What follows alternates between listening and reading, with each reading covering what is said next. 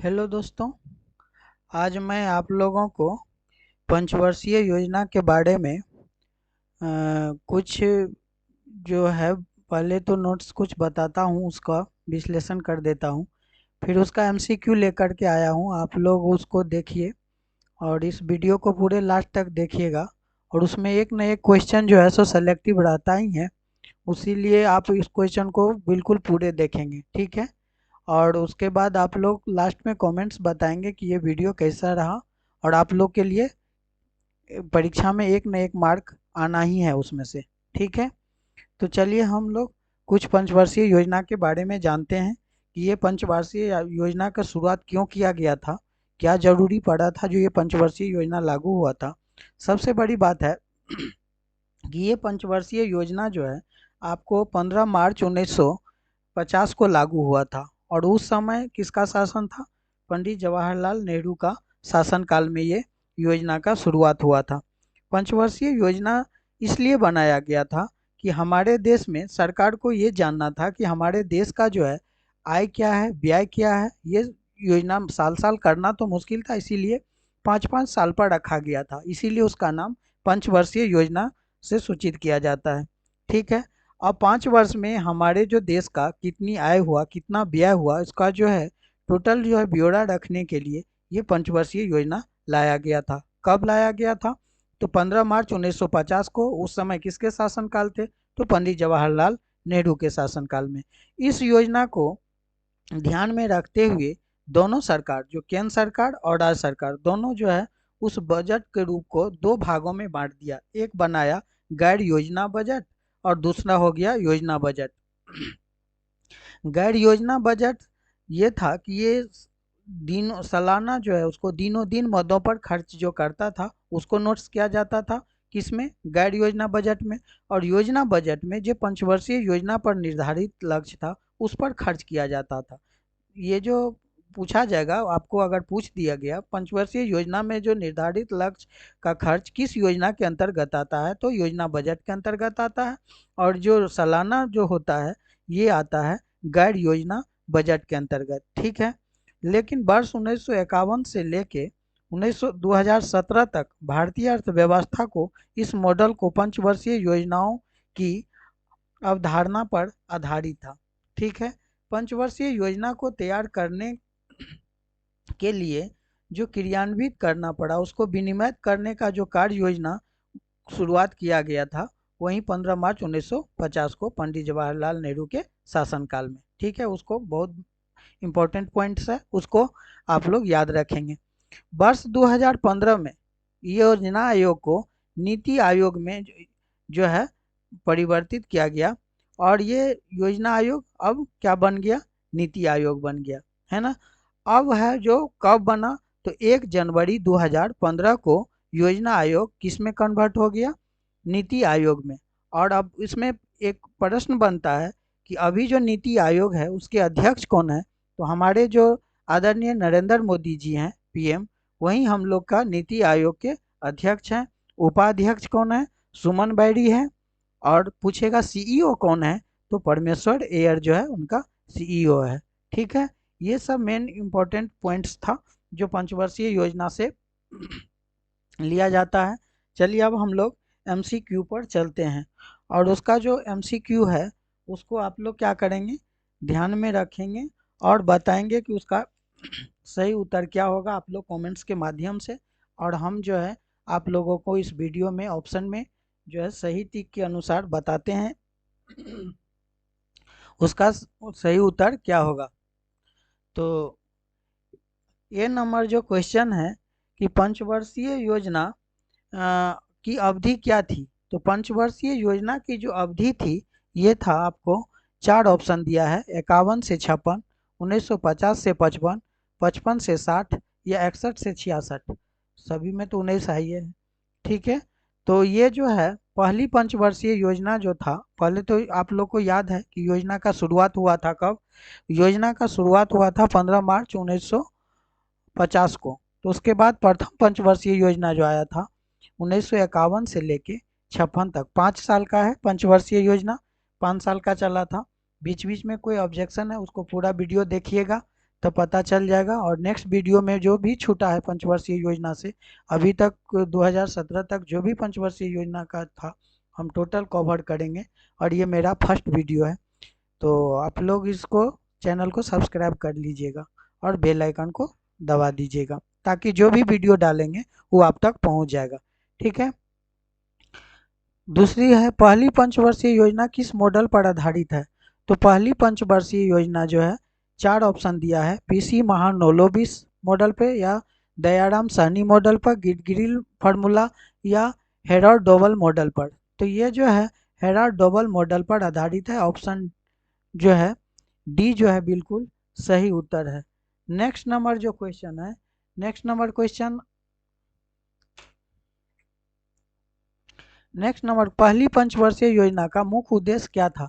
तो पहली पंचवर्षीय योजना का मुख्य उद्देश्य क्या था? औद्योगिक का विकास, कृषि का विकास, आत्मनिर्भरता और कृषि एवं उद्योग का विकास, या उनमें से कोई नहीं। तो उसका जो है मेन था, पहली पंचवर्षीय योजना का था, हम लोग कृषि प्रधान देश है, तो हमारे जो है कृषि विकास पर ही उसका मुख्य उद्देश्य था। ठीक है। नेक्स्ट नंबर जो क्वेश्चन है, किस पंचवर्षीय योजना के अंतर्गत 5 भारतीय प्रौद्योगिक संस्थान को स्थापित किया गया था? तो ये भी बताना आपको ऑप्शन में कौन सा होगा, तीसरी पंचवर्षीय या दूसरी, पहली या चौथी। तो उसका सही उत्तर हो जाएगा, पहली पंचवर्षीय योजना के अंतर्गत 5 भारतीय प्रौद्योगिक संस्थान को स्थापित करने का श्रेय था।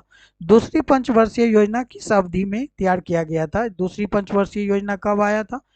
पहली तो था, पता है, उसमें 5 जोड़ दीजिए, फिर दूसरी आपको दिमाग में आ जाएगा कौन सा होगा।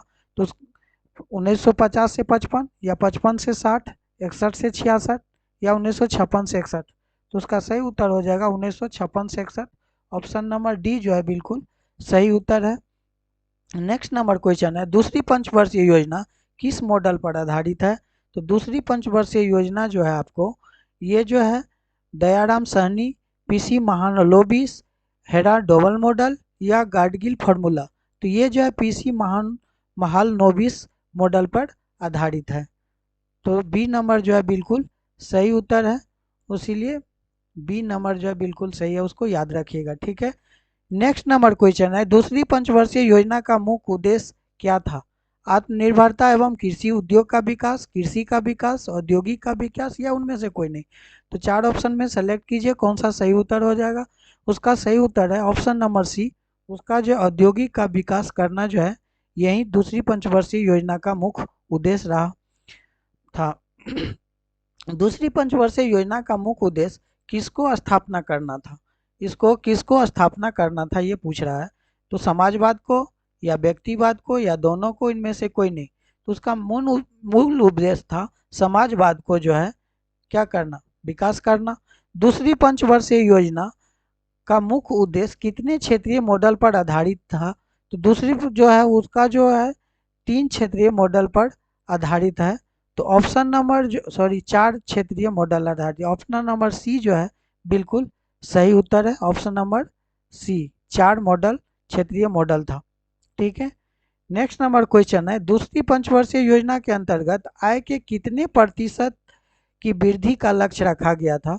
तो दूसरी पंचवर्षीय योजना में राष्ट्रीय जो आय था उसका लक्ष्य रखा गया था 21%, या 22%, 23%, या 25%।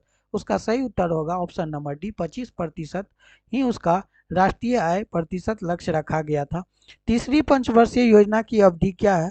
तो तीसरी पंचवर्षीय योजना का जो अवधि था 1956 से 61, 1961 से 66, 1950 से 55, या 1955 से 60। तो उसका सही उत्तर हो जाएगा 1961 से 66। तीसरी पंचवर्षीय योजना में बहुत कुछ हुआ था जो आपको नेक्स्ट आगे के क्वेश्चन में मिलेगा। तीसरी पंचवर्षीय योजना का मुख्य उद्देश्य क्या था? तो इसका जो मूल उद्देश्य था औद्योगिक का विकास, आत्मनिर्भरता, कृषि एवं उद्योग का विकास, कृषि का विकास, या इनमें से कोई नहीं। तो उसका मूल उद्देश्य जो था आत्मनिर्भरता, कृषि एवं उद्योग का विकास। ऑप्शन नंबर बी जो है बिल्कुल सही है। कृषि और उद्योग तो हम लोग पहला और दूसरा में पढ़े थे पंचवर्षीय में, आत्मनिर्भरता तीसरा में, तीनों आ गया, कृषि, उद्योग और आत्मनिर्भरता, तीनों के मिला के उसका मेन उद्देश्य रहा तीसरी पंचवर्षीय योजना में। पूछेगा क्वेश्चन, तो इसके लिए आप लोग उसको आराम से याद रखिएगा परीक्षा तक। ठीक है। किस पंचवर्षीय योजना के अंतर्गत हरित क्रांति, देखिए आ गया, किस पंचवर्षीय योजना के अंतर्गत हरित क्रांति हुई थी? पहली पंचवर्षीय योजना, दूसरी पंचवर्षीय योजना, तीसरी पंचवर्षीय योजना या चौथी पंचवर्षीय योजना?